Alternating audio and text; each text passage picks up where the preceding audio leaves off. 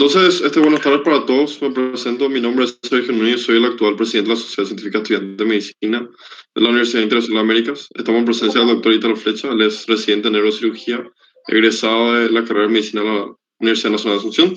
Le estará dando el tema de neurofisiología motora. Entonces, doctor, un placer como siempre contar con tu presencia y espero que le guste a todos los presentes. Dale, súper.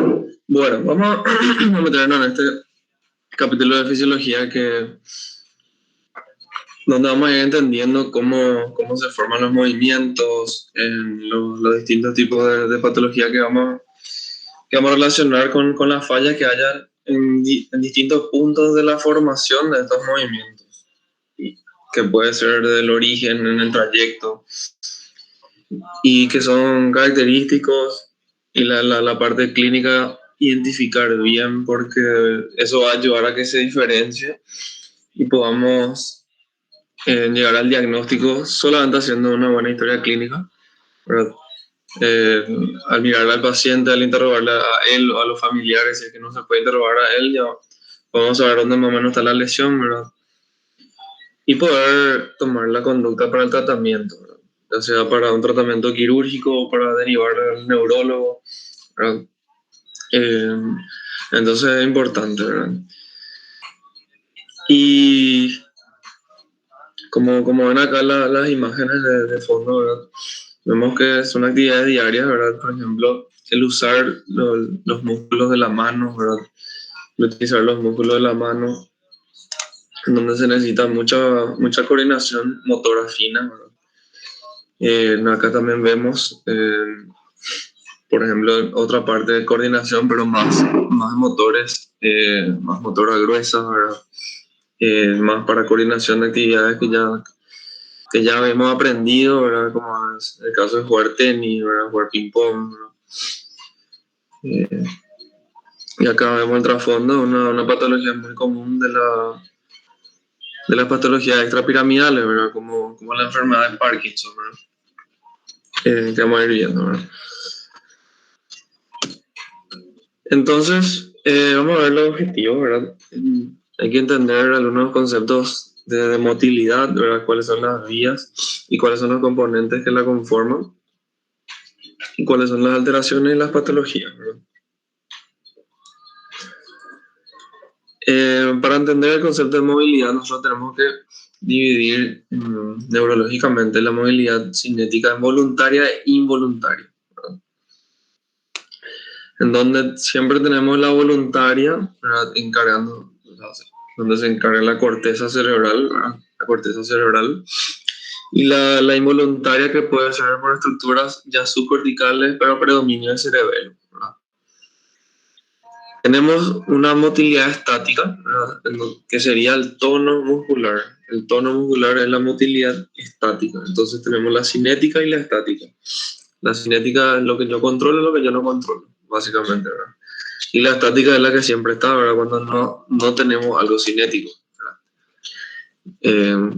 Como por ejemplo el tono muscular del bíceps braquial, ¿verdad? Que eso puede ser aumentado, normal, ¿verdad? O disminuido, ¿verdad? En una persona. Al igual que la movilidad cinética, que puede estar normal, aumentada o disminuida, ¿verdad? Y eso vamos a ver. ¿Cuáles son los movimientos, ¿verdad? Que nosotros vamos a ir viendo, ¿verdad? Que son, por ejemplo, los reflejos, en donde tenemos los arcos reflejos, ¿verdad? Medulares, sobre todo. Tenemos los movimientos voluntarios, en donde tenemos un sistema piramidal como principal componente. Tenemos los movimientos automáticos y asociados, ¿verdad? Donde tenemos acá el sistema extrapiramidal, ¿verdad? Donde tenemos, también se podría decir, los movimientos semi-voluntarios, ¿verdad? Donde estos dos componentes son conscientes, ¿verdad? O sea que para utilizar estas vías, para que yo use estos movimientos, yo estoy consciente, o voluntario, semi-voluntario, ¿verdad? Y después tenemos estos que pueden juntarse, ¿verdad? Un involuntario, ¿verdad? Con un voluntario, pero siendo inconsciente, ¿verdad? Y esto hay que tomarlo con pinza, ¿verdad? Porque realmente solamente tiene que estar acá el involuntario, ¿verdad? En un ejemplo vamos a hacerle la información de la articulación, ¿sí? Eso no es que yo no esté controlando, ¿verdad? No es que yo pienso, bueno, mi articulación ahora se encuentra flexionada. No es que eso es consciente ni tampoco es voluntario, ¿verdad? Pero al mover mi articulación, yo automáticamente sé que eso se está flexionando, ¿verdad? Entonces, por eso entra esta parte voluntaria acá. Y esto es porque se encarga el cerebelo, ¿sí? Esto se encarga el cerebelo. Entonces tenemos estos 4 pilares, ¿verdad? Donde tenemos los reflejos, ¿verdad? Tenemos la parte voluntaria solamente, consciente, automatismo, ¿verdad? O semi-voluntaria, consciente. Y tenemos lo involuntario, barra voluntario, inconsciente. Entendiendo esto que es en algunos casos especiales, ¿verdad? Que donde yo muevo alguna articulación, esa información llega a mi cerebelo, no es que se hace cortical, pero yo sé que mi articulación está flexionada, ¿verdad? O por ejemplo la información de mi uso muscular o de mi tono muscular, por ejemplo, ¿verdad? Porque el cerebelo es el que se encarga del tono muscular, ¿verdad?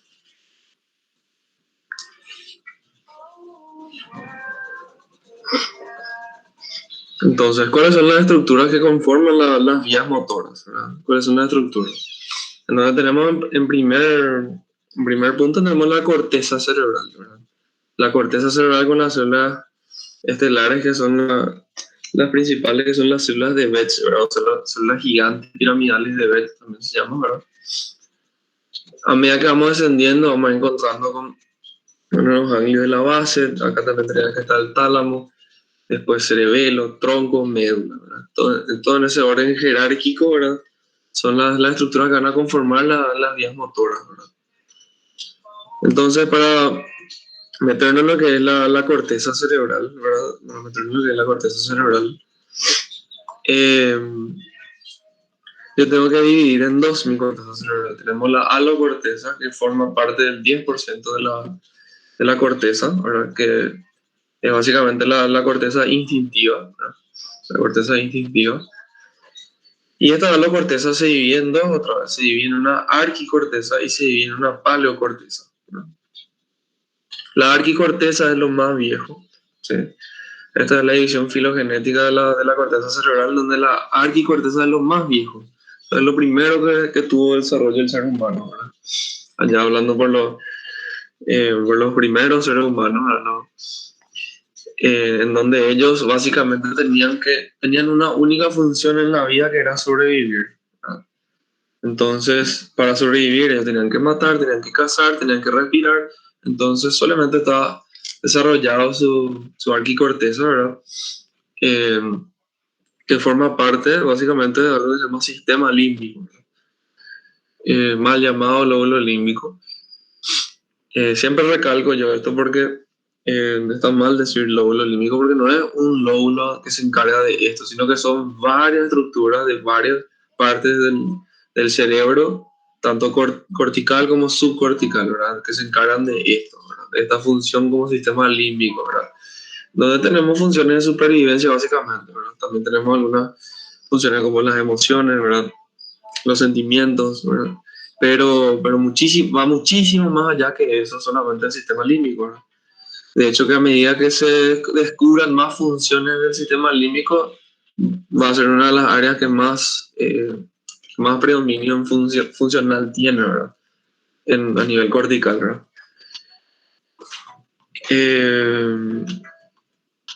Bueno, entonces después tenemos a eso se refiere entonces como la arquicorteza, que es lo más antiguo, que es lo más arcaico, en donde también eso se denominaba antes cerebro reptil, también se denominaba ahora.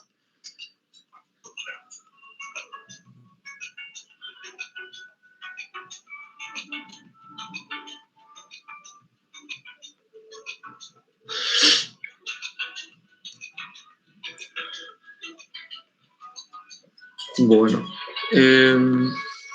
después tenemos la paleocorteza, ¿verdad? Donde también se denomina la corteza del bulbo olfatorio, ¿verdad? En donde tenemos acá básicamente todo lo que formaría, lo que originaría y lo que nos permite, ¿verdad? tener el sentido del olfato, ¿verdad? Y todas estas estructuras, ya sea corticales, subcorticales, ¿verdad?, ayudan a formar lo que sería la alocorteza, ¿verdad? Generalmente es de predominio subcortical, ¿verdad? Subcortical, ¿verdad? Después tenemos la neocorteza, que es lo más nuevo, ¿verdad?, que es cerca del 90% de la corteza cerebral, donde tenemos casi 7.000 millones de neuronas. Y este es el orden de aparición, ¿sí? Y este orden de aparición tiene que ver con la alocorteza, ¿verdad? Porque el lóbulo temporal, ¿verdad?, las sustancias corticales y subcorticales del lóbulo temporal también ayudan a formar lo que sería el sistema límbico. Entonces, lo primero en aparecer, el primer lóbulo en formarse, es el lóbulo temporal. Lóbulo de la ínsula, por lo mismo, ¿verdad? Porque también ayuda a formar la arqui y la paleo, con la corteza piriforme, ¿verdad? El limen de la ínsula, que ayuda a formar parte de la vía olfatoria, ¿verdad? Después aparece el lóbulo frontal, porque aparecen ya las funciones motoras, tanto gruesas primero, ¿verdad?, para cazar, y después las finas, para tejer, ¿verdad?, para armar las ropas, ¿verdad? Lóbulo parietal, porque comenzaban a sentir más dolor, el umbral del dolor empezó a disminuir, ¿verdad? Entonces sentían más. Y la corteza occipital, porque la agudeza visual y las vías visuales empezaron a ir desarrollando mucho más, ¿verdad? La agudeza visual de los cazadores empezó a aumentar, ¿verdad? Y entonces este es el origen, ¿verdad?, y la forma de clasificar la corteza cerebral, ¿verdad?, partiendo de su desarrollo filogenético, ¿verdad?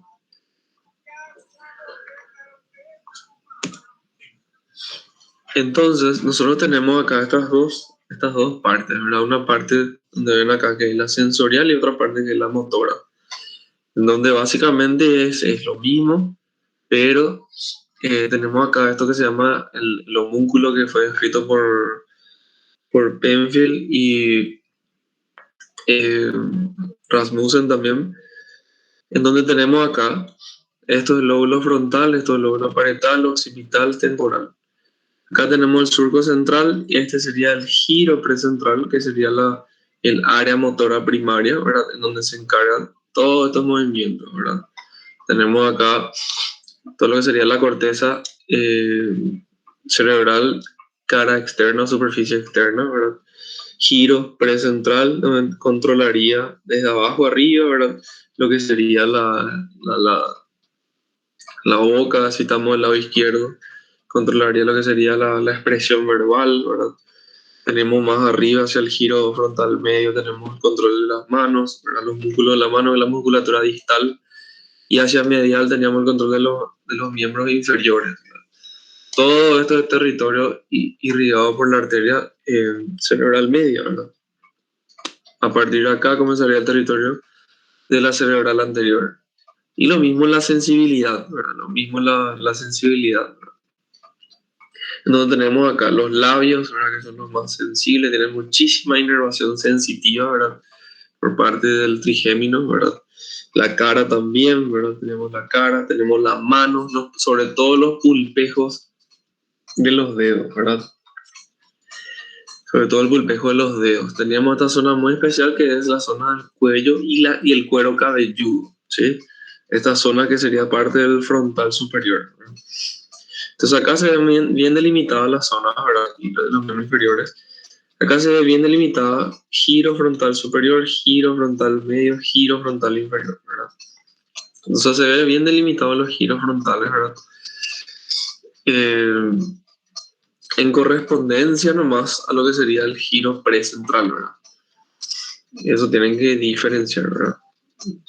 Eso solamente de la correspondencia, porque nosotros estamos en un corte a nivel de lo que sería en este caso, el giro postcentral, ¿verdad? Entonces, si nosotros nos vamos adelante, eso se corresponde con el giro frontal superior, giro frontal medio, giro frontal inferior, ¿sí? O sea, no sé si me explico bien ahí. Porque eso tiene importancia topográfica a la hora de la cirugía, porque no es que el cerebro así se diferencia súper bien, ¿verdad? Cuando traes, mira, como el Nether, está bien diferenciado, ¿verdad? No, identificar el surco central muchas veces no se puede identificar bien, pero lo que te ayudan acá son las venas, ¿verdad? Las venas corticales te ayudan muy bien porque viajan por el surco central, surco lateral, ¿verdad? Entonces vos te vas hacia atrás, ves el giro postcentral, el giro precentral, entonces bueno, acá es área motora, acá es área sensitiva, ¿verdad? Entonces básicamente se correlacionan las áreas motoras, que son anteriores, y las áreas sensitivas, que son posteriores, ¿verdad? En cuanto a la corteza cerebral, ¿verdad? En cuanto a la corteza cerebral, lo que correspondería a las capas de la corteza cerebral, centrándonos en la capa, en la corteza cerebral motora sobre todo, ¿verdad? Nosotros tenemos 6 capas. En toda la corteza cerebral, no importa de qué parte sea, tenemos 6 capas. Corteza cerebral, ¿verdad? Tenemos 6 capas. Bueno, tenemos la primera capa, que es la molecular, ¿verdad? Acá vemos, esta es la pía madre, ¿verdad? Pía madre, esto ya es parénquima cerebral. Parénquima cerebral. Acá tenemos el aracnoides, ¿verdad? Donde acá circula el líquido cefalorraquídeo, acá están los vasos, ¿verdad? Tenemos la primera capa, que es la molecular, ¿verdad? Que está inmediatamente por debajo de la pía madre, ¿verdad? Que está formado por dendritas, básicamente, de los cuerpos neuronales, ¿verdad? Dendritas de los cuerpos neuronales. O de axones también puede ser, ¿verdad? Incluso puede haber algunos cuerpos o somas neuronales en esta capa, ¿verdad? Tenemos la granular externa, que es la 2, la piramidal externa, ¿verdad? Tenemos la piramidal externa, ¿por qué? Porque pueden haber algunas células de Betz acá, ¿verdad? Tenemos la granular interna, ¿verdad? Tenemos la granular interna y tenemos la piramidal interna, ¿verdad? En donde predominan las células gigantes, ¿verdad? De Betz, ¿verdad? Las piramidales de Betz son grandes, ¿verdad? Y tienen forma de pirámide, ¿verdad? Y como último tenemos la capa multiforme. A esta capa piramidal interna también se la denomina capa ganglionar, ¿verdad? Porque forman como un ganglio, ¿verdad? De tantas células piramidales que hay, forman como un ganglio nervioso, ¿verdad? Recuérdense que el ganglio nervioso es el cúmulo de varios somas neuronales, varios cuerpos neuronales, ¿verdad? ¿Qué resaltar en esta distribución de la corteza?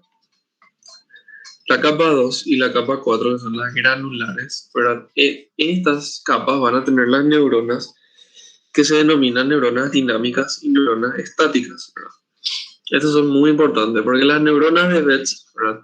Son las principales, acá las células estelares, de lo que sería la vía motora, ¿verdad? Piramidal. Estas le pueden estimular a las neuronas que se encuentran en estas capas, ¿verdad? Le pueden estimular a las neuronas que se encuentran en esta capa o en esta capa, ¿verdad? Estas neuronas están conectadas, ¿verdad? Con los axones de las células piramidales.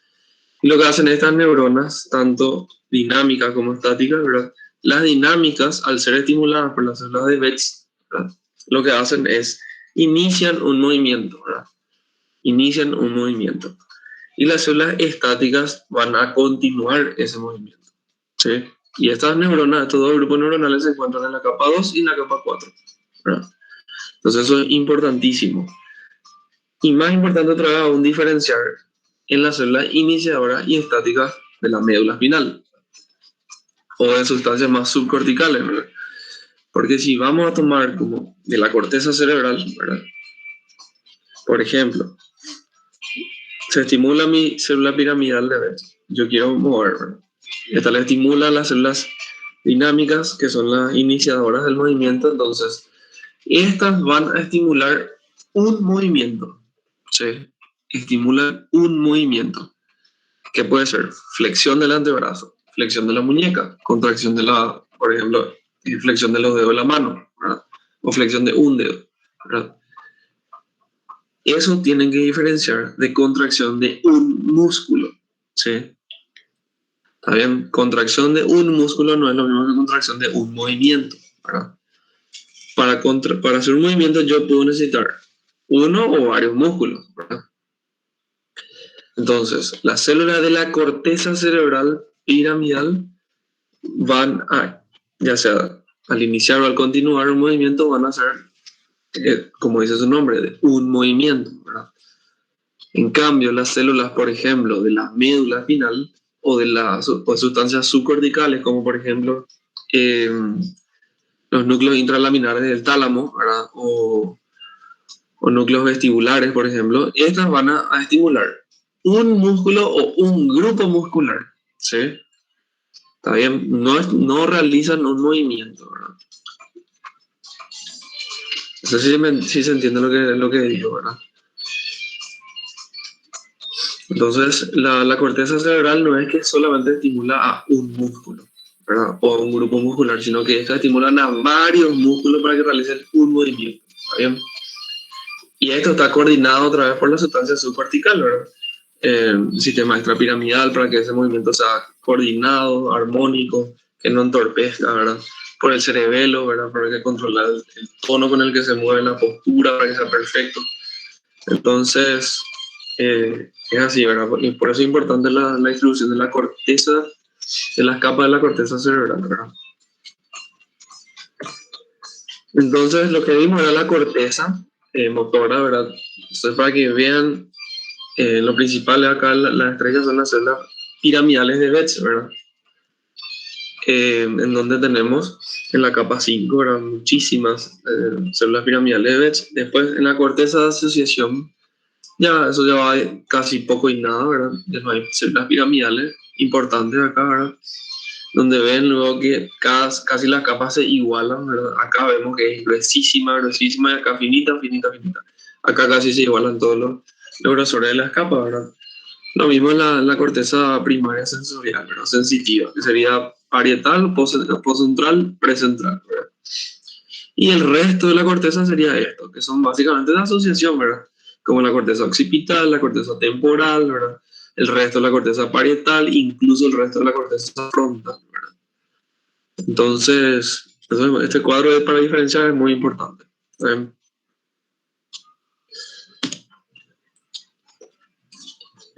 Entonces nosotros vamos a meternos, ¿verdad? En lo que serían las áreas motoras, ¿verdad? Las áreas motoras, ¿verdad? Y para describir las áreas, tanto así, de cualquier parte, ¿verdad? Área motora, área sensitiva, ¿verdad? Esto, después de años de estudio, ¿verdad? Incluso se sigue estudiando, ¿verdad? Hay partes que aún se desconocen, ¿verdad? Con decirles que no hace mucho nomás, ¿verdad? Se describieron las áreas de Brodmann, ¿verdad? Entonces, para que vean que hasta hoy en día el cerebro es el órgano que menos se conoce, ¿verdad? Y cada vez se conoce más a la vez otra vez. Es el órgano que menos se conoce y cada vez se conoce más otra vez. Porque cada día se descubre algo, ¿verdad? Entonces, es muy importante, ¿verdad?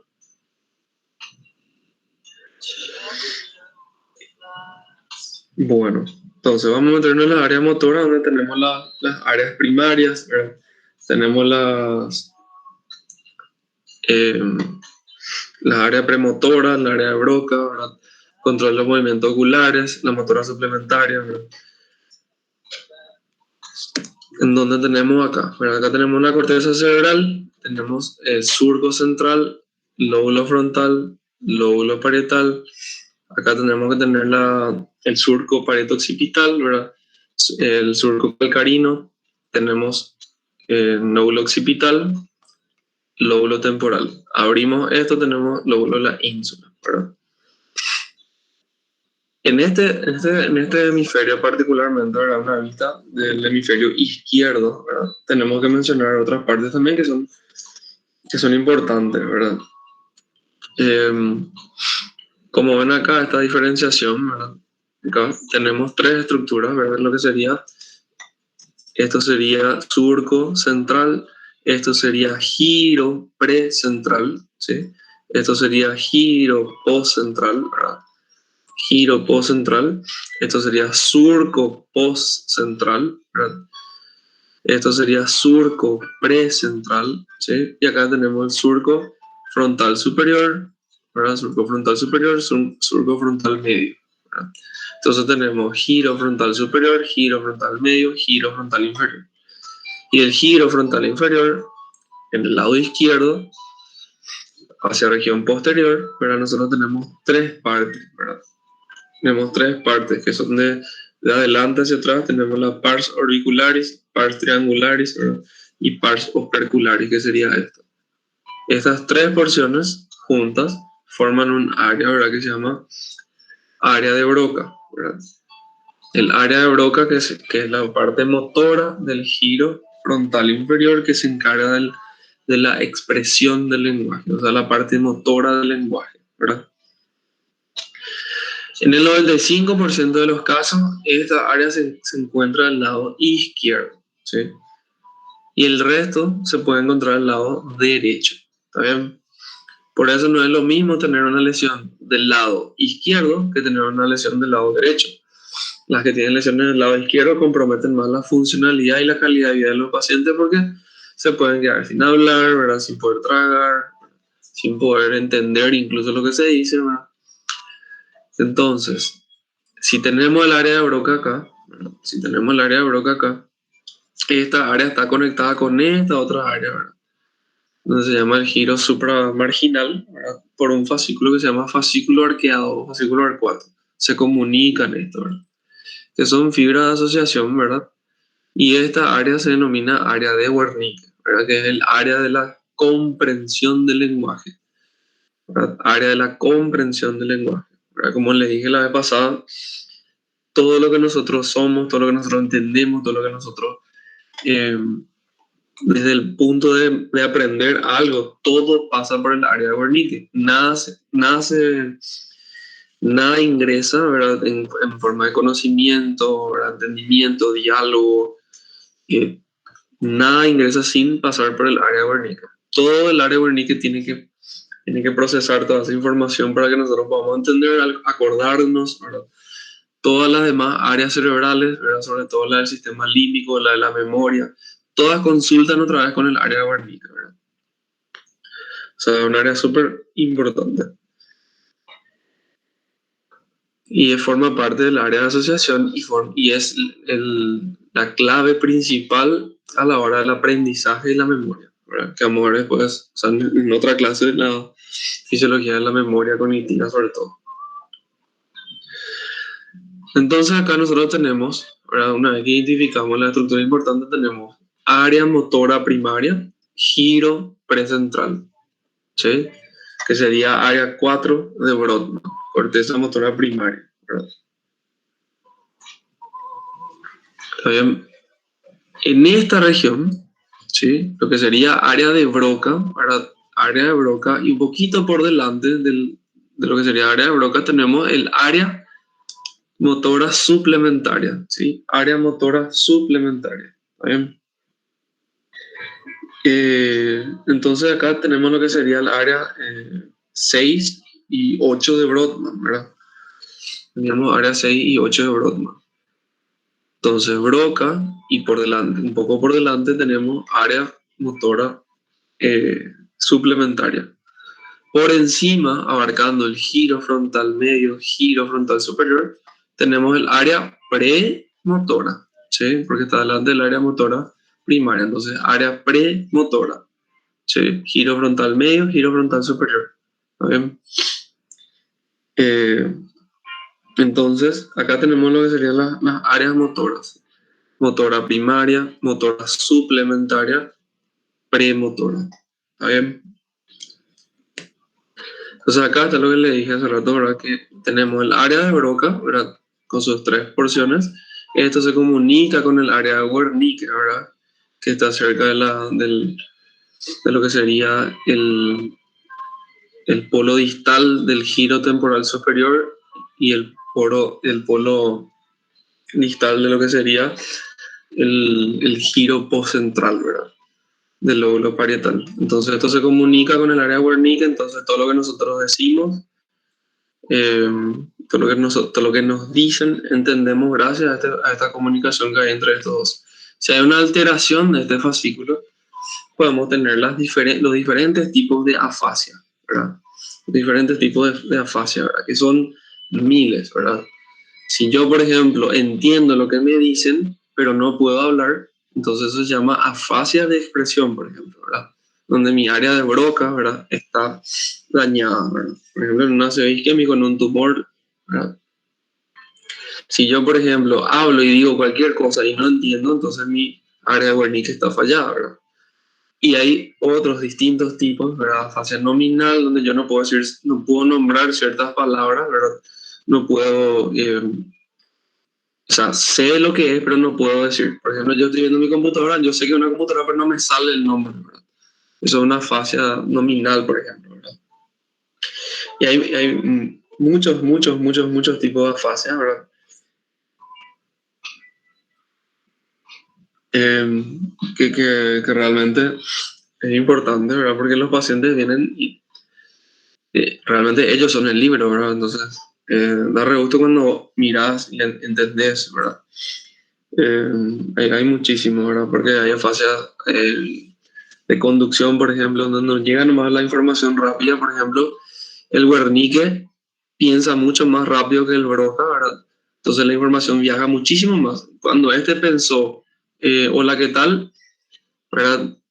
Cuando le llegó el hola, ¿qué tal a este ya pensó en el bien y vos, no, bien también, ¿verdad? Entonces a veces esto le gana, ¿verdad? Entonces el Broca, ¿verdad? Al ser dominado por lo que va a decir el Wernicke, ¿verdad? Entonces a veces hablamos mal, ¿verdad? O salen cualquier otra palabra que queremos decir, ¿verdad? Cuando estamos sobre todo apurados o cuando estamos nerviosos, ¿verdad? Incluso a veces este fascículo puede desconectarse, ¿verdad? En caso de estrés intenso, ¿verdad? Entonces es importante, ¿verdad? Y una fase global, por ejemplo, sería cuando ninguno de los dos, ¿verdad? No se entiende y no se puede hablar. Entonces, en una fase global, el paciente no habla, vos le mostrás en un cuaderno, le mostrás una casa, le preguntás qué es, le decís que escriba y no sabe, ¿verdad? Entonces, es interesante el capítulo de afasia, ¿verdad? Que es inmenso, ¿verdad? Que realmente debería ser una sola clase de afasia, ¿verdad? Me da re gusto.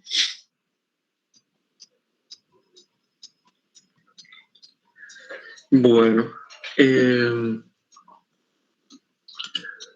entonces acá tenemos, ¿verdad? Las vías, ¿verdad? Que vamos a tener dos tipos de vías grandes, ¿verdad? Vamos a tener dos tipos de vías grandes, ¿verdad? Las vías que salen de la corteza, ¿verdad? Y las vías que llegan a la corteza, ¿verdad? Algo que me olvidé de mencionarles acá, ¿verdad? Dijimos, corteza motora primaria, ¿verdad? Todo esto sería esto, ¿verdad? Todo esto, ¿sí? Lo que nosotros hacemos día a día, ¿verdad? Corteza motora primaria, ¿verdad? Hablar, mover las manos, utilizar los músculos rápido, ¿verdad? Después la corteza motora suplementaria, ¿verdad? Lo que le dije, el área de Broca, ¿verdad? Esta región, ¿verdad? Que se encarga básicamente de los movimientos oculares, ¿verdad? Se encarga de los movimientos oculares. Esto tiene una comunicación con un fascículo que se va hasta el lóbulo occipital. Y esa área se encarga de la coordinación, ¿verdad? De los movimientos oculares, específicamente cuando nosotros estamos siguiendo un objeto con la mirada, ¿verdad? Entonces, de eso se encarga esta área, ¿verdad? Que es la motora suplementaria del control de los movimientos oculares, ¿verdad? Se encarga específicamente de cuando nosotros estamos siguiendo un objeto con la mirada.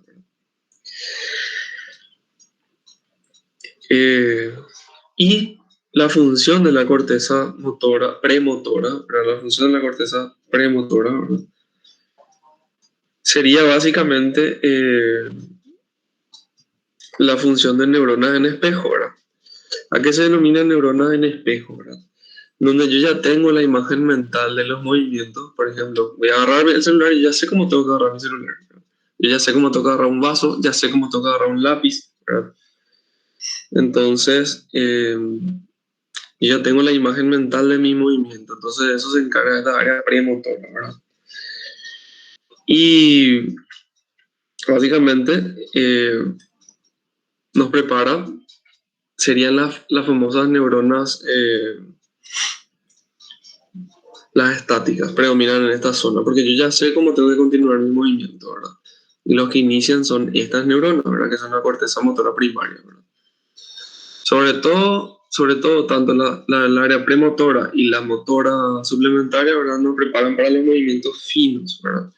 movimientos finos, es la base de los movimientos finos, para la coordinación de los movimientos finos.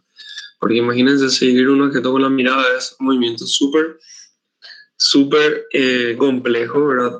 Para el cerebro, ¿verdad? Que tiene que utilizar muchas vías, muchas neuronas, o para escribir con un lápiz, o para agarrar el teléfono y escribir, ¿verdad? O sea, son movimientos muy complejos, ¿verdad? Y eso se encargan estas áreas. Entonces, vamos a hablar de los dos grupos grandes de vías, ¿verdad? Tanto las vías que salen de la corteza como las que llegan a la corteza, ¿verdad? Pero así, los grandes rasgos, ¿verdad? De las vías, por ejemplo, las córtico-corticales, ¿verdad? Son básicamente células de Betz piramidales que se comunican entre sí para inhibirse, ¿verdad? Solamente para eso, ¿verdad? Se comunican entre sí para inhibirse, ¿verdad? Después tenemos las vías corticales a los núcleos de la base, ¿verdad? Los núcleos de la base que son la base de los movimientos semivoluntarios, ¿verdad? Sobre todo en las enfermedades extrapiramidales cuando este circuito falla, ¿verdad? Que vamos a ver después. La vía córtico-mesencefálica, ¿verdad? Que está implicada en la vía rubroespinal sobre todo, ¿verdad? Que facilitaría la flexión, ¿verdad? E inhibiría la extensión. Las vías córtico-pontines vestibulares que harían lo contrario a la córtico-mesencefálica, ¿verdad? Que facilitarían la extensión e inhibirían la flexión y también estimularía el sistema reticular para la vía retículo-espinal. Córtico núcleo olivar inferior, ¿verdad? Que que juega un papel importante en la parte del aprendizaje motor, ¿verdad? El aprendizaje motor o la famosa memoria muscular, ¿verdad? Esto está todo relacionado con los núcleos de la base también, ¿verdad? Y ayuda también a la coordinación, ¿verdad? Y las estrellas, ¿verdad? Las vías córtico-espinales, la anterior y la lateral, ¿verdad? Entonces estas son las vías corticales, ¿verdad? Que salen de la corteza, ¿sí? ¿Está bien? Estas son las vías corticales, ¿sí? Entonces vimos lo más grande, ¿verdad? De cada una. Después vamos a ver así las más importantes, ¿verdad? Y después, por otro lado, tenemos las vías que llegan a la corteza cerebral, ¿verdad? Las vías que llegan a la corteza cerebral son la de la sensitiva, ¿verdad? La sensitiva, ¿verdad? Sobre todo en qué casos, ¿verdad? Por ejemplo, yo le pincho a alguien y ¿qué automáticamente hace esa persona? Retira ese miembro de ese lugar o flexiona. ¿Está bien? Entonces, le pincho a alguien, eso se va a la información se va a la médula espinal, sube a mi tronco, va por el menisco espinal, ¿verdad? Eso va a mi tálamo le avisa a la corteza sensitiva y mi corteza sensitiva le avisa a mi corteza motora. Che, saca el brazo de ahí, ¿entendés? Entonces, esa es la función de la fibra que llegan a la corteza motora de parte del área parietal, ¿verdad? O sensitiva. Después también llegan vías visuales, como dijimos, ¿verdad? Que llegan de la corteza occipital al área suplementaria motora, ¿verdad? Para el control de los movimientos oculares, como le dije, ¿verdad? A la hora de seguir un objeto con la mirada, ¿verdad? Que básicamente es nuestro día a día, ¿verdad? Porque nosotros al leer, ¿verdad? Al mirar algo, todos hacemos día a día esto, ¿verdad? Después tenemos fibra del complejo ventrobasal del tálamo, en donde estos núcleos, ¿verdad? Del tálamo se encargan básicamente de las señales. Yo estoy tocando un papel y eso le informa a mi corteza, ¿verdad? Entonces yo estoy tocando, si yo agarro por ejemplo un alfiler, ¿verdad? Voy a tener mucho más cuidado, entonces va a enviar más señal a mi corteza para que yo tenga más coordinación y más precisión para agarrar eso. Y las articulares, ¿verdad? Y esto es importante, ¿verdad?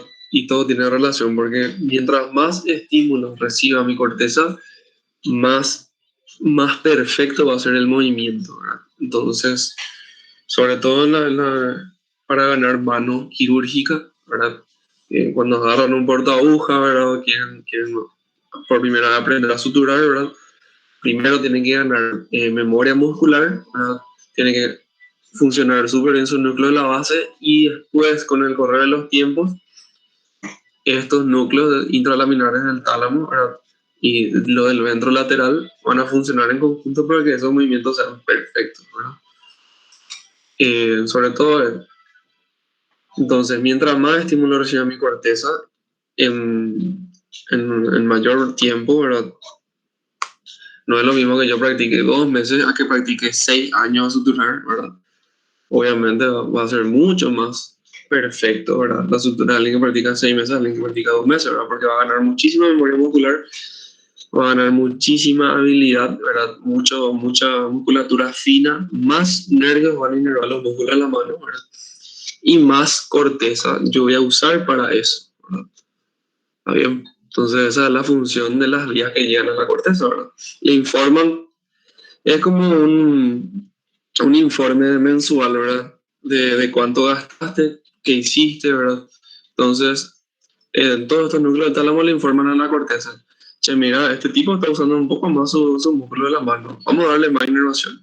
O mira, este no usa lo tanto su músculo de la mano. Este trota. Entonces vamos a darle más inervación al miembro inferior, ¿verdad? O este juega fútbol, este vamos a sacarle la inervación de su mano, casi no va a usar, ¿verdad? Cosas así, ¿verdad?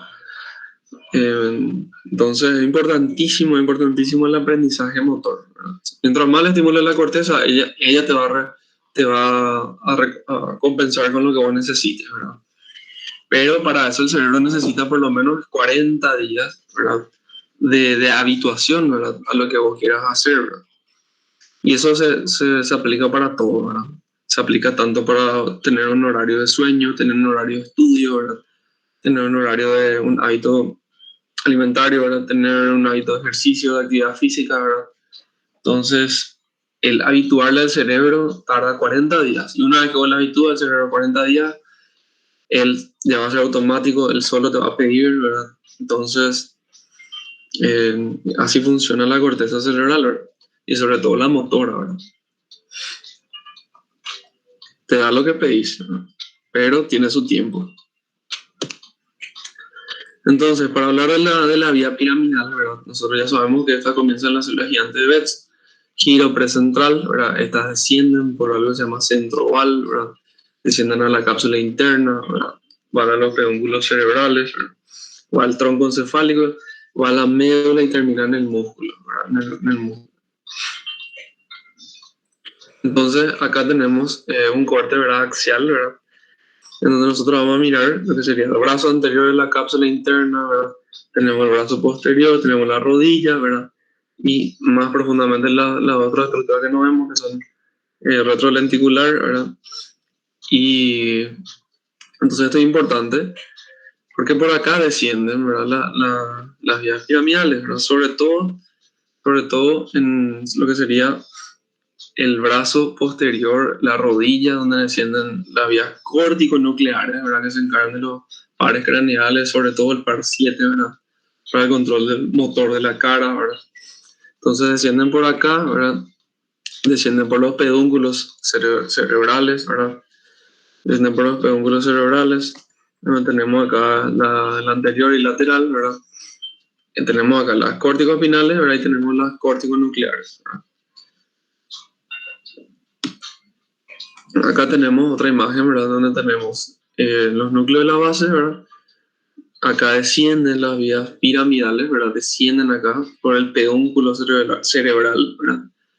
Descienden, van y se decusan a nivel de las pirámides, ¿verdad? Las pirámides en el tronco encefálico, ¿verdad? Cara anterior del bulbo. Descienden a la médula espinal, ¿verdad? Van al músculo.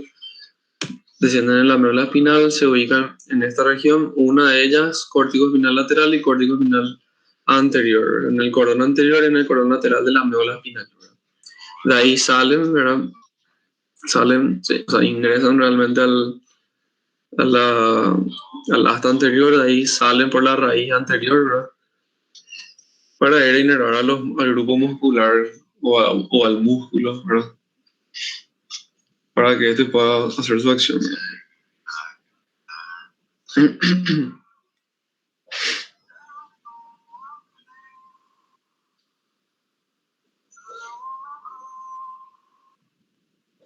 Bueno,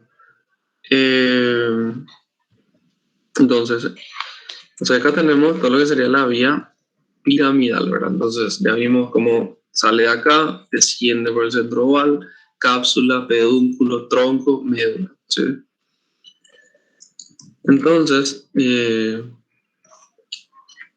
tenemos dos vías corticales, ¿verdad? Dos vías córtico-espinales. La córtico-espinal lateral y la córtico-espinal anterior, ¿verdad?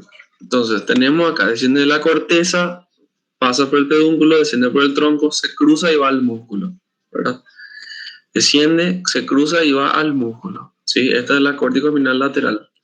Y la anterior que no se decusa en el tronco, pero igual va a decusarse más abajo en la médula espinal, ¿verdad? Entonces, la afectación de la corteza, ¿sí?, motora daría una alteración contralateral al músculo, ¿sí? O sea que si yo tengo una afectación de un accidente cerebrovascular isquémico, ¿verdad? De un accidente cerebrovascular isquémico como ¿verdad?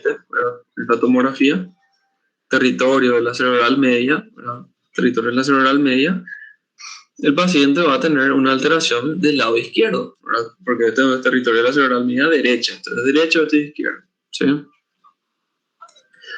Entonces el paciente va a tener una afectación del lado contralateral al territorio muerto, ¿sí? Eso es así casi siempre, ¿verdad? Hay algunos casos, hay algunas excepciones, ¿verdad? Donde los pacientes vienen con esta misma imagen y tienen la afectación del mismo lado, ¿verdad? Eso se llama hemiplegia alterna, ¿verdad? En donde vos esperás que la lesión esté del otro lado, pero al final está del mismo lado. Y eso se da en poquísimos casos, ¿verdad? Contados son los casos que se dan así, ¿verdad? No tenemos ese tipo de hemiplegia, ¿verdad? Y estas alteraciones motoras, ¿verdad? Te pueden dar desde monoplegia, ¿verdad? Que es la parálisis de un miembro, ¿verdad? Miembro superior, miembro inferior, ¿verdad? Puede ser paraplegia, ¿verdad? Parálisis de dos miembros, ¿verdad? Generalmente se habla así cuando es la parálisis de los dos miembros inferiores, ¿verdad? Te puede dar también paresia nomás, ¿verdad? Paresia, que es la debilidad muscular, ¿verdad? Que se gradúa otra vez en varios grados, ¿verdad? De mayor a menor, ¿verdad? Y incluso te pueden dar parálisis facial, ¿verdad? Entonces esas son las alteraciones, ¿verdad? Incluso te puede dar cuadriplegia, ¿verdad? Pero esas son más lesiones medulares sobre todo, ¿verdad? Entonces no olvidar la tomografía, ¿verdad? Que siempre vemos, que siempre les muestro, ¿verdad? Esto es gris, es el parénquima cerebral, ¿verdad? Gris es el parénquima cerebral. Esto es izquierdo, esto es derecho, porque nosotros estamos mirándole al paciente desde los pies, ¿verdad? Esto es anterior, o sea, esto es superior, realmente esto es superior, esto es inferior, ¿verdad? Porque el paciente está acostado, ¿verdad? Mirándole nosotros desde los pies, entonces esto es izquierdo, esto es derecho. Entonces, si nosotros vemos un cambio de coloración, ¿verdad?, de la densidad del parénquima, entonces, y está bien delimitado, esto es un territorio de isquemia cerebral, ¿verdad? Territorio isquemia cerebral. Si es superficie externa, entonces esto es territorio de la cerebral media. Si es superficie medial, territorio de la cerebral anterior. Si es territorio posterior, e incluso tronco, puede ser territorio basilar, cerebral posterior, ¿verdad? Entonces, eso no tienen que olvidarse. Entonces ahí vimos lo que serían las vías piramidales, ¿verdad? Entonces podemos meternos en lo que serían las vías extrapiramidales. Después vamos a ver las alteraciones y la diferencia que hay entre una alteración piramidal y una extrapiramidal. Tienen algunas particularidades que es importante, ¿verdad?, que sepan diferenciar, ¿verdad? Porque eso van a ver muchísimo en la práctica médica, ¿verdad? Les voy a mostrar algunos videos también, ¿verdad? Bueno, entonces, la función de las vías extrapiramidales son los movimientos automáticos, ¿verdad?, y semivoluntarios que acompañan a los voluntarios, ¿verdad? Esta definición es clave, ¿verdad? Entonces, son movimientos automáticos semivoluntarios que acompañan a los voluntarios, ¿verdad? Entonces tenemos las vías extrapiramidales, ¿verdad? Los reticulos espinales, tecto espinal, rubro espinal, óligo espinal, vestíbulo espinal, ¿verdad? Te veo re rubia la mnemotecnia, ¿verdad? Tecto espinal, vestíbulo espinal, óligo espinal, retículo espinal, perdón, rubro espinal, retículo espinal, ¿verdad? Bueno, entonces, Los tractos retículo-espinales, ¿verdad? Son vías, ¿verdad?, que comienzan en la sustancia reticular del puente y del bulbo, ¿verdad?, y terminan en las astas, ¿verdad? Estas vías, ¿verdad?, van a estar relacionadas con los reflejos en cuanto a la transmisión del dolor, por ejemplo, en los reflejos de retirada y flexión, sobre todo, ¿verdad? Estas van a determinar cuánta va a ser mi reacción ante ese estímulo doloroso. Si a mí me pinchan nomás despacio, ¿verdad?, yo voy a sacar lentamente, pero si yo siento un dolor tremendo, voy a retirar fuertísimo, ¿verdad? Entonces, las vías retículo-pontinas descienden del puente, ¿sí? Entonces, estas descienden del puente, no se cruzan y van a la médula espinal, ¿verdad? Las vías bulbo-reticulares, ¿verdad?, estas van a cruzarse, ¿verdad?, y descienden, ¿está bien? Entonces, vías ponto-reticular desciende directo. La vía bulbo-reticular se cruza y desciende. Entonces, esa es la función de la vía retículo-espinal, ¿verdad? Va a determinar con cuánto yo voy a mover de fuerza mi miembro cuando a mí me estén estimulando dolorosamente, ¿verdad? Y la vía tectoespinal, ¿verdad? La vía tectoespinal se encarga de lo que sería los reflejos visuales, ¿verdad? Y esta nace, ¿verdad?, a nivel de lo que sería el mesencéfalo, ¿verdad? Lo que sería a nivel del colículo superior, ¿verdad? A nivel del colículo superior que controla, por ahí pasan las vías visuales, por ahí estas descienden, se cruzan, descienden, ¿verdad? Y van a la médula espinal cervical, solamente cervical, ¿verdad? La retícula espinal puede estar en cualquier parte de la médula, tanto cervical, torácica, lumbar, ¿verdad?, dependiendo de dónde me estimule. Pero la tectoespinal solamente desciende y va hasta la médula cervical, ¿sí? Solamente hasta la médula cervical. Entonces esta se cruza también, ¿verdad? ¿Cuál es la función de esta vía, verdad? Se encarga de los reflejos óculocefálicos, ¿verdad? Óculo-cefálico, cabeza y ojo, ¿verdad? Si alguien, por ejemplo, me quiere pegar, ¿yo qué hago con mi ojo? Lo primero que hago con mi párpado es cerrar los ojos y retroceder la cabeza, ¿verdad? Entonces, y eso también está relacionado con los sonidos. Así yo vengo, no muchos, ¿verdad?, pero varias personas tienen la agudeza auditiva suficiente como para saber, ¿verdad?, y escuchar que se viene un golpazo, ¿verdad? Entonces ahí vos arrugás la frente, cerrás los ojos, subís los hombros, ¿verdad?, te querés cubrir, ¿verdad? O cuando escuchás una bomba, por ejemplo, lo primero que hacemos es cerrar los ojos, ¿verdad?, así del susto, ¿verdad? Entonces esa es la función de esta vía tectoespinal, ¿verdad? Entonces le inerva los músculos del hombro, de la cara, ¿verdad?, el párpado, etc. Y tenemos la vía rubroespinal, ¿verdad? La vía rubroespinal, ¿verdad? Vía rubroespinal sale de la corteza cerebral, ¿sí? Vean acá la corteza cerebral motora, ¿verdad?, cerca de lo que sería el control de la cara y esas cosas, ¿verdad? Y esta desciende por el núcleo rojo, ¿verdad?, y no se cruza, ¿verdad? Esta no se cruza, ¿verdad? La vía rubroespinal desciende por el núcleo rojo y no se cruza, ¿verdad? ¿Por qué? Porque ya salió de la corteza contralateral, ¿verdad? Entonces salió de la corteza contralateral, fue al núcleo rojo, ¿verdad? Descendió sin cruzarse ya. ¿Está bien? La función de este tracto rubroespinal, ¿verdad?, la función de este tracto rubroespinal es la de facilitar la actividad de los músculos flexores e inhibir la actividad de los músculos extensores. Sobre todo cuando yo estoy haciendo flexión del antebrazo, entonces no es que se va a contraer también mi músculo tríceps, ¿verdad? Entonces se va a contraer solamente mi flexor, mi bíceps braquial, y se va a inhibir mi tríceps, ¿verdad? Y viceversa, cuando yo contraigo mi tríceps se va a inhibir mi bíceps braquial, ¿verdad? Entonces eso es automático en la corteza cerebral. Toda acción que me movilice un músculo agonista automáticamente va a inhibir la de su antagonista, ¿verdad? Y si no pasa eso, entonces hay algo patológico. ¿verdad? Entonces esa es la función de la vía rubroespinal. Y después tenemos la vía oligoespinal, ¿verdad? Que esta vía, ¿verdad? Oligoespinal, dijimos que es vimos hace rato que también salen fibras corticales, ¿verdad? Estas fibras salen de la corteza cerebral, ¿verdad? Salen de la corteza cerebral, van a los núcleos olivares, ¿verdad? Acá se cruzan, ¿verdad? Descienden. La función era el aprendizaje motor y la coordinación de los movimientos, ¿sí? La función era el aprendizaje motor y la coordinación de los movimientos. ¿Ven? Oligoespinal. Tenemos a los vestíbulos espinales, ¿verdad? En donde están haciendo lo opuesto de lo que serían los rubros espinal, ¿verdad? Donde nacen de los núcleos vestibulares, ¿verdad? Nacen de los núcleos vestibulares, ¿verdad?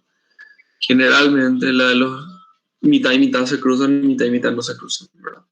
Entonces, esto es mitad y mitad. Tenemos 4 núcleos vestibulares, ¿verdad?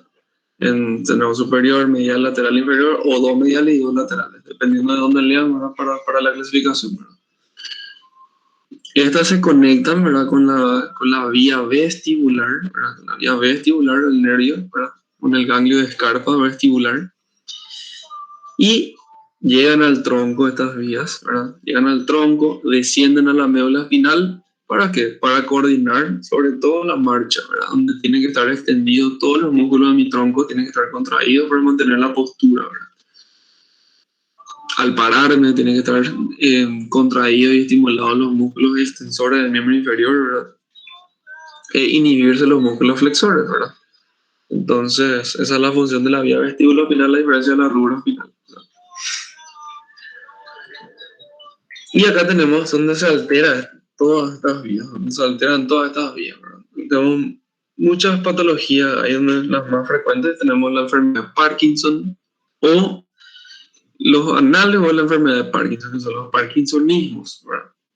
Al referirme a parkinsonismo, estoy dando a entender que no es una enfermedad de Parkinson, pero es una entidad que simula un Parkinson, ¿verdad? En donde el tratamiento es diferente, ¿verdad? Tenemos la corea, ¿verdad? Que puede ser de múltiples causas, ¿verdad? Tenemos el hemivalismo y los tics, ¿verdad? En donde acá le quería mostrar un video que no tuve tiempo de descargar, ¿verdad? Pero acá tengo. En donde nosotros vemos acá en este paciente, ¿verdad? Como en este paciente, que está quieto, pero se le está diciendo que contraiga, ¿verdad? Que extienda su pierna y que extienda su brazo. Entonces, él está extendiendo su pierna y está extendiendo su brazo. Cuando le decimos, deja de extender tu brazo y deja en reposo, comienzan estos movimientos, ¿verdad? Y este es el hemivalismo, ¿verdad? Que son movimientos involuntarios, ¿verdad? Son movimientos involuntarios, ¿verdad? De la mitad del cuerpo, ¿verdad? Por afectación, ¿verdad? Por afectación del núcleo subtalámico, ¿verdad? Contralateral, ¿verdad? Entonces, la afectación del músculo, del nervio, del núcleo subtalámico contralateral, no va a originar esta enfermedad que es el hemivalismo, ¿verdad? Donde le decimos al paciente que contraiga sus músculos, ¿verdad? Y ven como del lado izquierdo no hay ningún drama, ¿verdad? Pero al dejar en reposo el lado derecho tenemos todos estos movimientos anormales, ¿verdad? Estos movimientos ceden cuando le pedimos que haga algo voluntario, ¿verdad? Y empeoran cuando están en reposo. Son movimientos así súper molestosos, ¿verdad? Que tienen un tratamiento médico, ¿verdad? En algunos casos, ¿verdad? El tratamiento es neuroquirúrgico, ¿verdad? Que es la cirugía funcional, ¿verdad? Donde se le coagula, ¿verdad? Los núcleos, ¿verdad? De la base en ciertos puntos en donde las vías originan estos movimientos involuntarios donde está fallado, ¿verdad? Entonces es el hemivalismo, ¿verdad? Y tenemos la corea, ¿verdad? Que son también movimientos involuntarios, ¿verdad? Todas las enfermedades, todas las patologías que fallen en la vía extrapiramidal van a generar movimientos involuntarios, ¿verdad? Movimientos involuntarios. Pero a diferencia del hemivalismo, estas se dan un solo miembro, ¿verdad? Por ejemplo, el brazo o puede ser la pierna, pero no es del hemicuerpo, ¿verdad? En donde tenemos movimientos sacudidos, rápidos, ¿verdad? Y la diferencia es que a esta nosotros le pedimos que haga algo voluntario y no para el temblor, ¿verdad? Entonces, esa es una diferencia también, ¿verdad? También puede ser tratado con medicamentos, ¿verdad? Como también puede ser por neurocirugía funcional, ¿verdad? Eh, Solamente que para eso necesitamos neuroestimulador, ¿verdad? Necesitamos monitoreo neurofisiológico, ¿verdad? Y se suele hacer por estereotaxia, ¿verdad? Donde ven que la paciente intenta hacer algo pero le tiembla, ¿verdad? Tiene movimientos involuntarios, ¿verdad? No puede controlar eso, ¿verdad? Súper molestoso. Incluso la diferencia también es que esto, cuando el paciente duerme, ¿verdad? Puede ceder, pero la corea cuando duerme incluso puede seguir así, ¿verdad? Y en cuanto a los tics, ¿verdad? Los tics, podemos tener miles de tics, ¿verdad? Miles de tics. Podemos tener movimientos oculares, movimientos faciales, ¿verdad? Movimientos en las piernas, movimientos en los brazos, ¿no? Las manos, ¿verdad? Esos tics generalmente desaparecen en el sueño y desaparecen cuando el paciente está más concentrado haciendo alguna otra actividad. Estos no desaparecen así, ¿verdad? Y después encontré este video, ¿verdad? Muy representativo, ¿verdad? Para que se les quede, ¿verdad? En donde tenemos los diferentes tipos de marcha, ¿verdad? Tenemos la marcha atáxica, ¿verdad? Donde podemos tener una falla en el cerebelo, podemos tener una falla en, la, en el cordón posterior de la médula espinal, ¿verdad? O de la vía vestibular, ¿verdad? Tenemos la marcha tambaleante, donde también podemos tener afectación de la propiocepción, ¿verdad? La marcha equina, donde tenemos afectación de los nervios de la cola de caballo, ¿verdad? Lo que les quiero mostrar es esto, la marcha hemiparética, ¿verdad? Esto es clásico, esto van a ver siempre, van a ver casi todos los pacientes que vengan a la consulta, ¿verdad? La marcha hemiparética, ¿verdad? Donde ven que arrastra la pierna, hace este movimiento y el brazo está flexionado y bien rígido. A ese movimiento, a este tipo de marcha se le conoce como marcha en guadaña también, ¿verdad? Se conoce como marcha en guadaña, ¿verdad?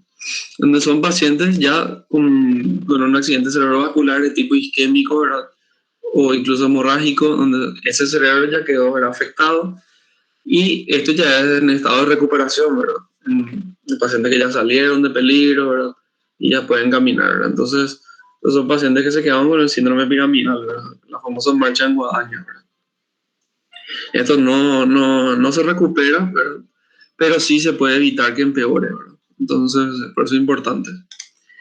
Y tenemos el otro tipo de marcha, ¿verdad? Que le quiero mostrar, ¿verdad? Que es la marcha distónica, ¿verdad? La marcha distónica son pacientes que parece que tienen miedo para pisar, pisan lento, ¿verdad?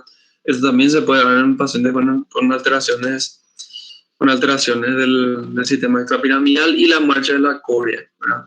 Que son las famosas marchas zombies, ¿verdad? Los pacientes pierden totalmente el equilibrio, ¿verdad? Después tenemos un tipo de marcha que también se le parece a la otra marcha que le quiero mostrar, que es la paratetósica, ¿verdad? Siempre que lean esta palabra atetósica es la alteración de los movimientos tanto del miembro superior o del miembro inferior, ¿verdad? Y la marcha parkinsoniana, que es la famosa marcha festinante, se llama, ¿verdad? La marcha festinante, ¿verdad? Donde el paciente da pasos cortos, rápidos, ¿verdad? Y tiene el miembro superior flexionado, ¿verdad? Tiene el miembro superior flexionado, ¿verdad?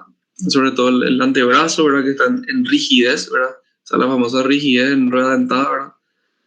Y tiene una fase donde no expresa nada, ¿verdad? La famosa fase de jugador de póker, ¿verdad? Entonces esas son las marchas, esos son los videos que le quería mostrar, ¿verdad? En donde tenemos estas alteraciones, ¿verdad?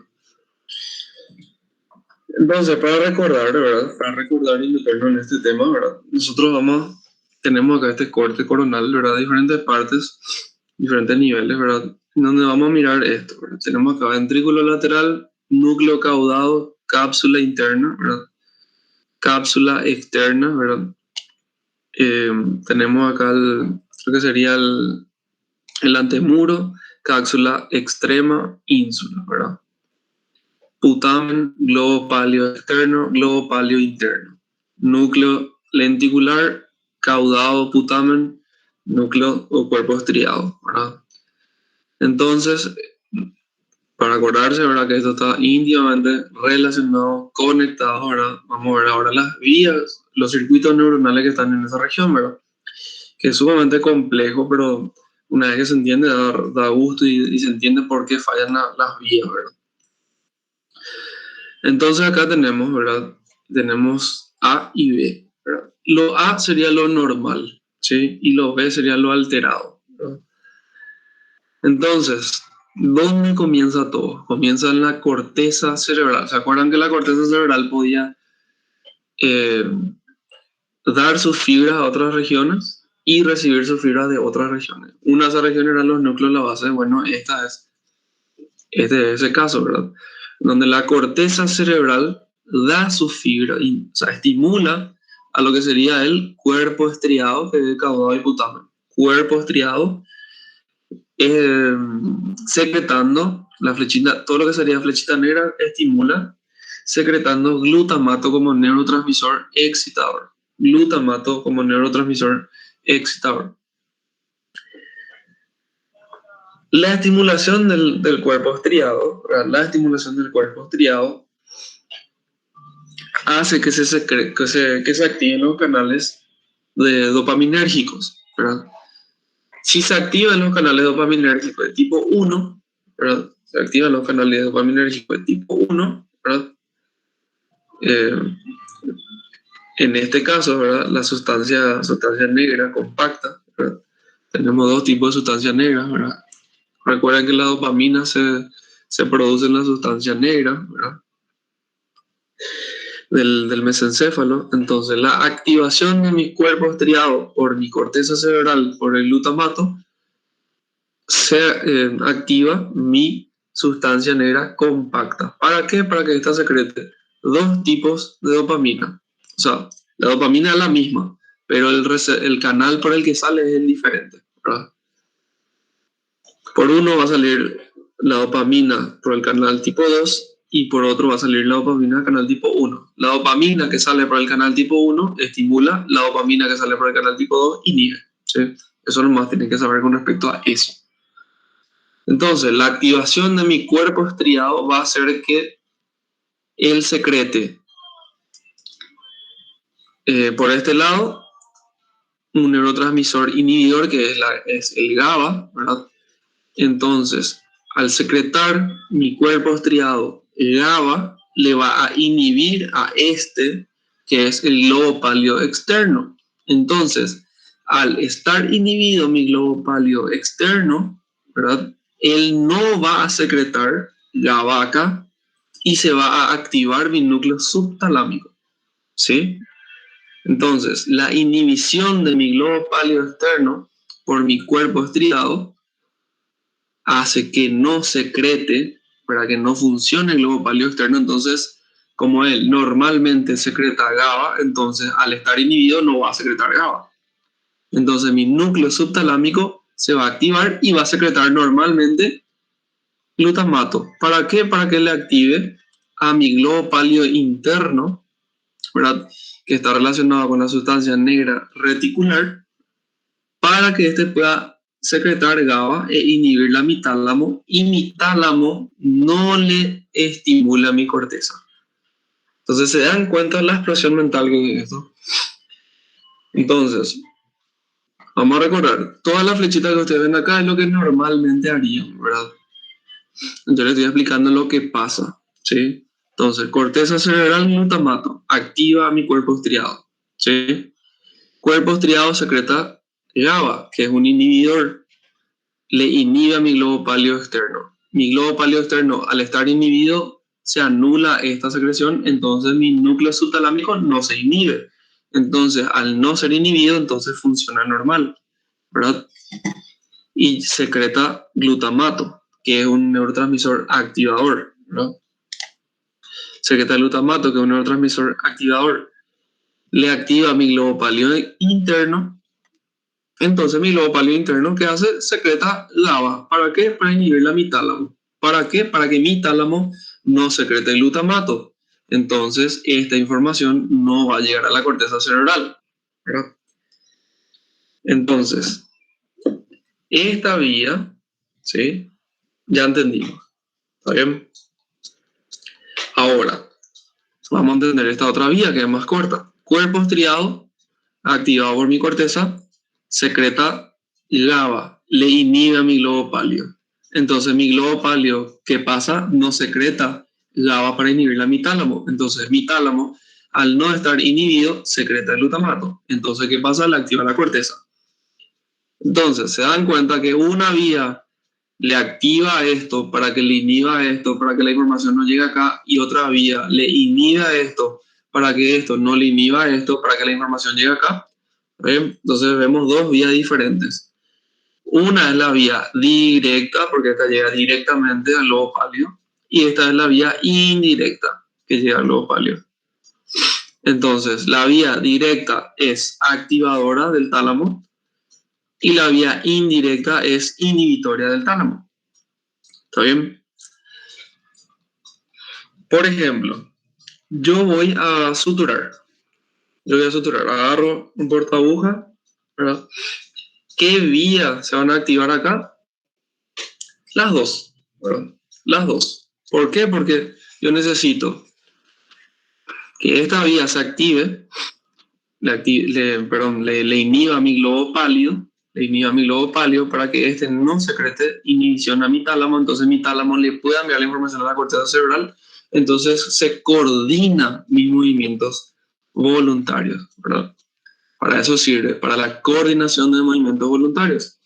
Acuérdense de lo que le dije hace rato, de que el tálamo, los núcleos intralaminares del tálamo le estimulan a la corteza. Depende de cuánto le estimulan a la corteza para que la corteza envíe más inervación a los músculos para que sea más preciso. Y esta vía indirecta lo que hace es, al inhibirle al tálamo para que este no le informe al cerebro, lo que hace es elimina los movimientos involuntarios. ¿Está bien? Entonces, esta perfecciona los movimientos voluntarios y esta elimina los movimientos involuntarios que puede haber en ese movimiento. Por eso, a medida que ustedes vayan practicando más y más a suturar, cada vez menos van a dejar de temblar. ¿Por qué? Porque esta vía va a estar hiper mega estimulada, ¿sí? Donde esta vía va a funcionar en la gran 7, le va a estimular al tálamo para que este le estimule a la corteza, entonces va a haber perfección.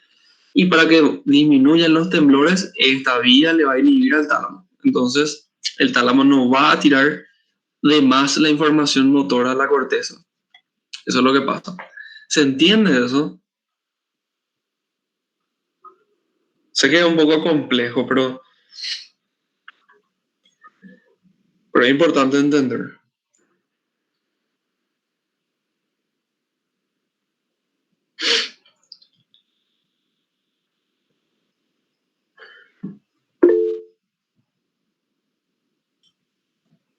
Bueno. En el chat lo que llegó una respuesta, doctor, dice, eso intentamos entender, pero sí es complejo. O sea, si es que te llega alguna respuesta por el chat, yo te leo. Bueno. Entonces, esto es lo normal, ¿verdad? Esto es lo normal, ¿sí? Esto es lo normal. ¿Qué pasa acá en el B? ¿Verdad? Vamos a ver, ¿qué pasa acá en el B? La corteza cerebral, se dan cuenta que las flechas ya cambian de tamaño, ¿verdad? Ya cambian de grosor, ¿verdad? Eso tiene todo su porqué. Le estimula en menor manera ya a mi cuerpo estriado, ¿verdad? Y mi cuerpo estriado, con esa poca estimulación, le sobreinhibe a mi globo pálido externo, ¿verdad? Entonces, al sobreinhibirle a mi globo pálido externo, mi núcleo subtalámico se va a hiper mega estimular y le va a hiper mega estimular al globo pálido interno para que le mega inhiba al tálamo. ¿Sí? Entonces, la vía indirecta está full acá. Y en donde yo necesito activar los movimientos voluntarios, ¿verdad? Activar los movimientos voluntarios, hay una leve inhibición a mi globo pálido interno, ¿verdad? leve inhibición en mi globo pálido interno. Entonces mi tálamo, ¿verdad? Casi lo mismo en este sentido le estimula la corteza cerebral que acá. Pero en esto es lo que está fallando, ¿sí? Que hay una sobreinhibición de acá. Entonces yo pierdo el control de los movimientos involuntarios y comienzo a tener más movimientos involuntarios, ¿sí? Y aparte que hay menos dopamina, ¿verdad? Vean las flechas, que secreta la sustancia negra. Hay mucha menos cantidad de dopamina y eso va a ir empeorando, va a ir empeorando, va a ir empeorando, ¿verdad?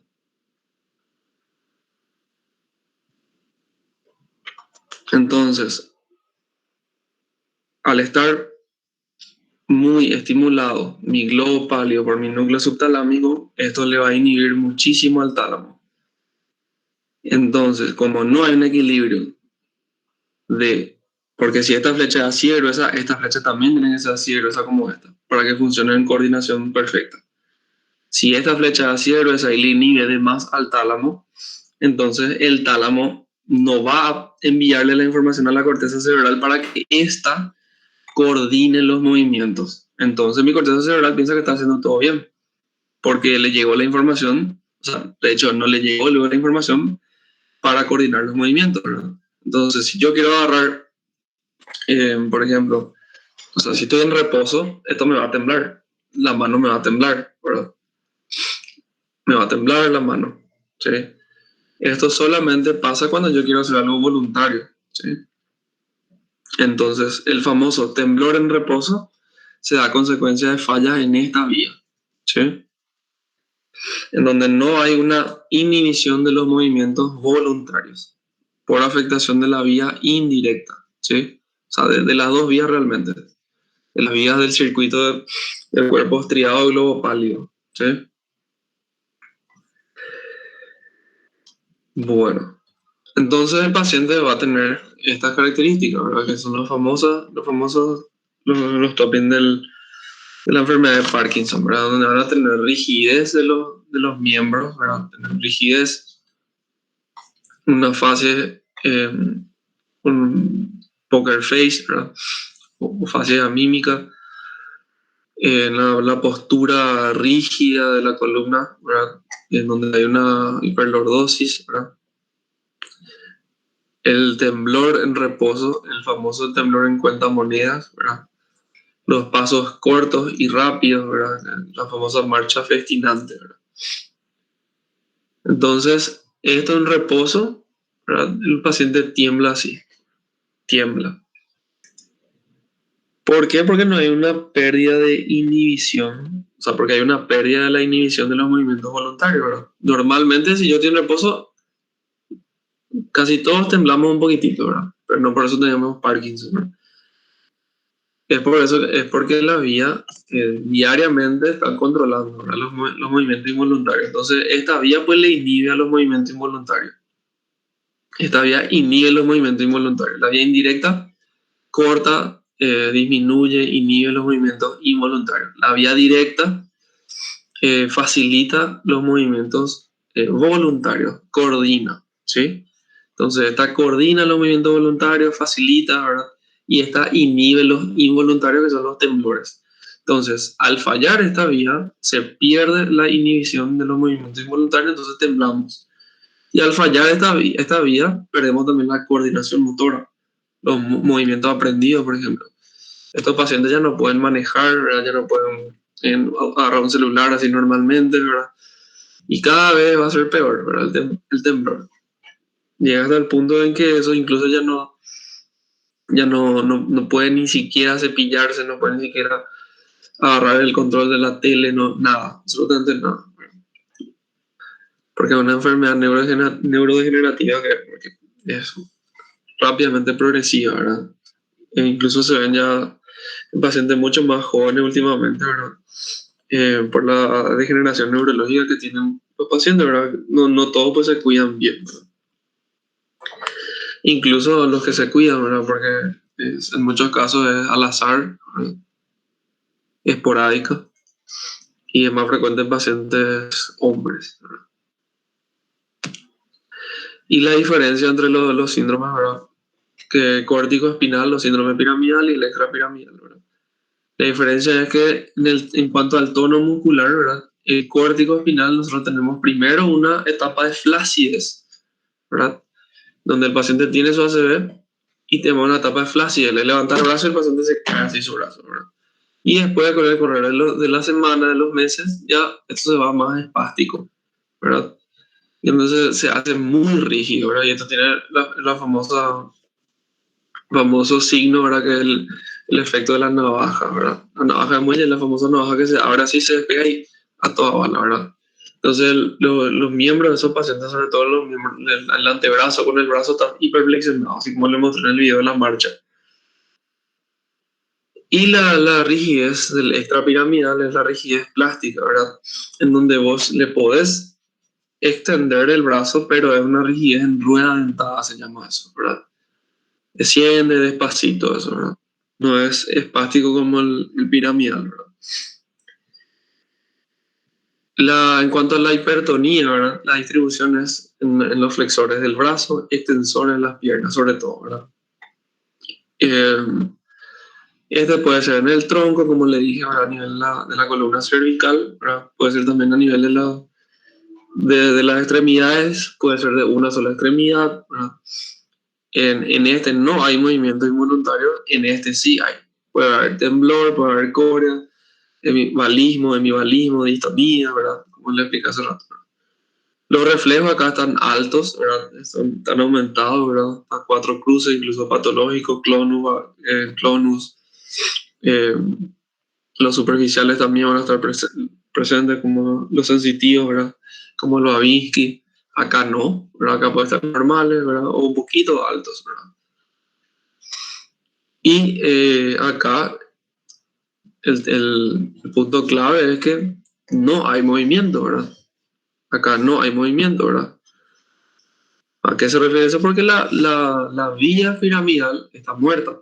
La vía piramidal acá está muerta. La vía piramidal acá está viva. La vía extrapiramidal es lo que está enferma, pero no muerta. ¿Sí? Entonces acá la vía piramidal está muerta, por eso hay paresia, ¿verdad? Entonces no hay forma de que los pacientes vuelvan a decir, flexiona tu brazo, extende tu brazo, no va a volver esta espasticidad, ¿verdad? Lo que se hace es para tratar de hacer la recuperación, ¿verdad? De que esto no empeore, ¿verdad? Y acá no hay problema con eso, ¿verdad? Porque no hay problema en la vía piramidal acá, ¿sí? Y para terminar, vamos a ver cómo la médula espinal contribuye, ¿verdad? En la parte motora, ¿verdad? Sobre todo en esto que vemos muchísimo en la práctica diaria, ¿verdad? Como son los reflejos, ¿verdad? En donde son circuitos, ¿verdad? De segmentos medulares que no llegan a la corteza cerebral, ¿verdad? En su mayoría. Algunos sí llegan, ¿verdad? Otros no. Entonces, nosotros lo que hacemos es se estimula, ¿verdad? Al tendón del músculo, ¿verdad? Se estimula el tendón del músculo, la estimulación llega, ¿verdad? Llega a la raíz posterior y hay una interneurona ahí, una interneurona motora, ¿verdad? Y automáticamente eso, sin subir por el cordón medular, etcétera, directamente le estimula una motoneurona y sale ya por la raíz posterior y se efectúa el movimiento, ¿verdad? Se efectúa el movimiento, ¿verdad? Y eso hay varios reflejos, ¿verdad? Que es el famoso reflejo osteotendinoso, reflejo flexor, reflejo extensor cruzado, ¿verdad?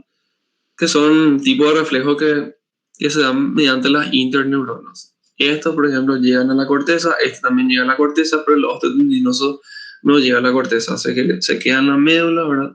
Yo sé que se flexionó mi pierna, o sea, sé que se extendió mi pierna, ¿verdad? Al estimularse, pero eso no llega como tal a la corteza para que esto se mueva, ¿verdad?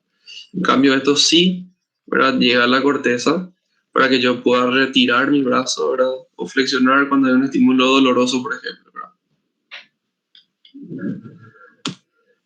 Entonces acá tenemos, eh, tenemos el músculo, tenemos el tendón, dentro de eso tenemos las terminaciones de las fibras musculares, ¿verdad? Acá tenemos el uso, ¿verdad? Muscular, Tenemos las fibras intrafusales, que son estas,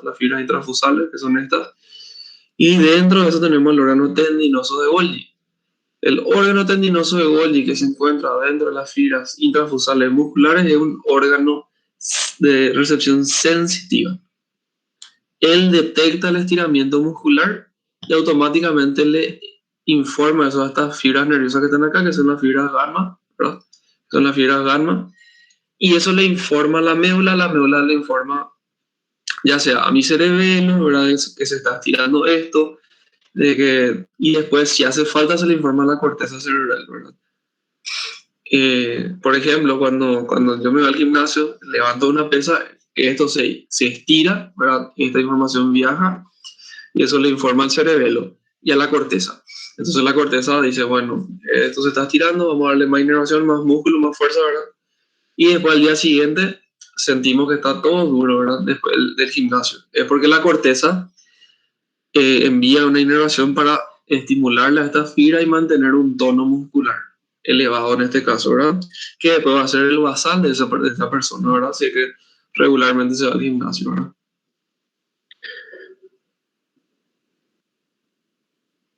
Bueno.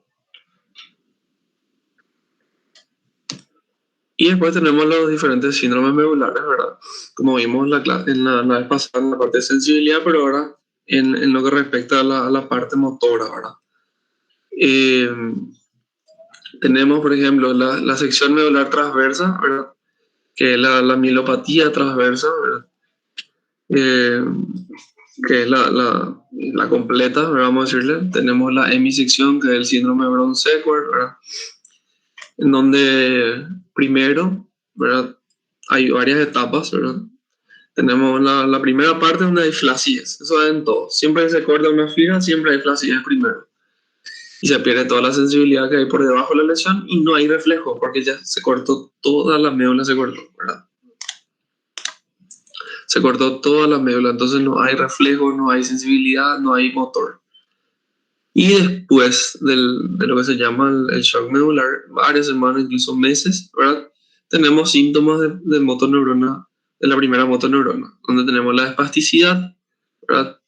Tenemos trofia, ¿verdad? Atrofia muscular, reflejo exaltado, o sea, es un piramidalismo, ¿verdad? Pero medular, básicamente, entre comillas, ¿verdad? Después tenemos la hemisección medular, el síndrome de Brown-Sequard, donde yo tengo una sección de la mitad de un lado de la médula, en donde yo voy a tener pérdida de la sensibilidad proprioceptiva, porque en este lado, acá se encuentra el cordón posterior, donde se encarga la propiocepción, tengo pérdida de la sensibilidad propioceptiva, ¿verdad?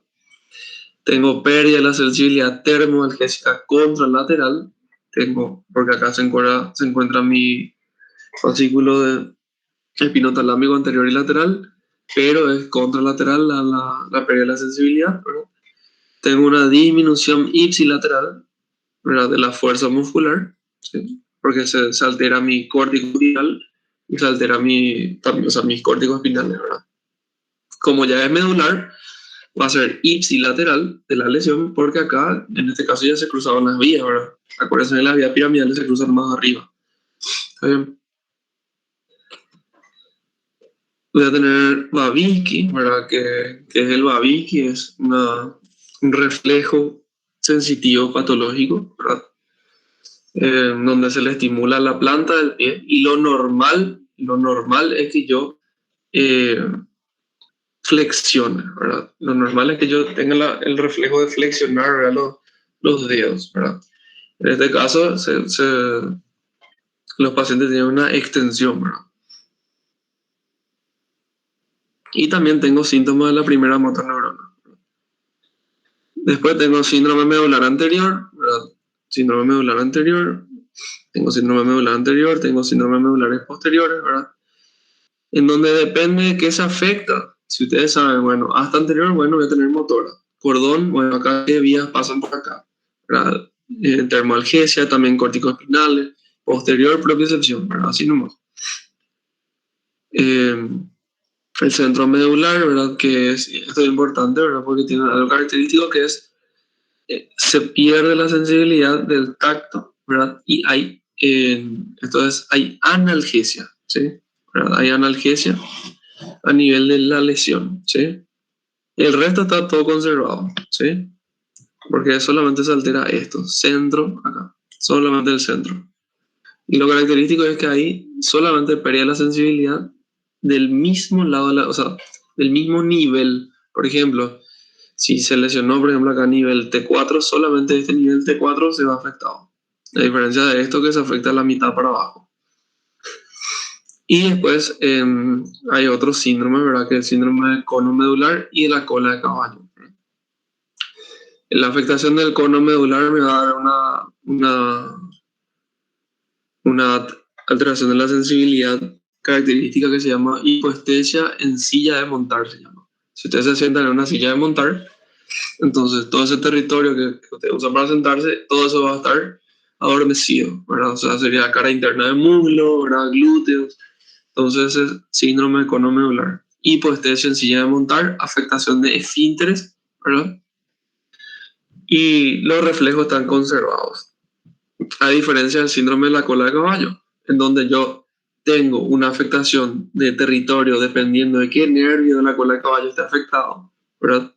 También tengo afectación de esfínteres, pero mis reflejos acá están exaltados y puedo tener afectación motora.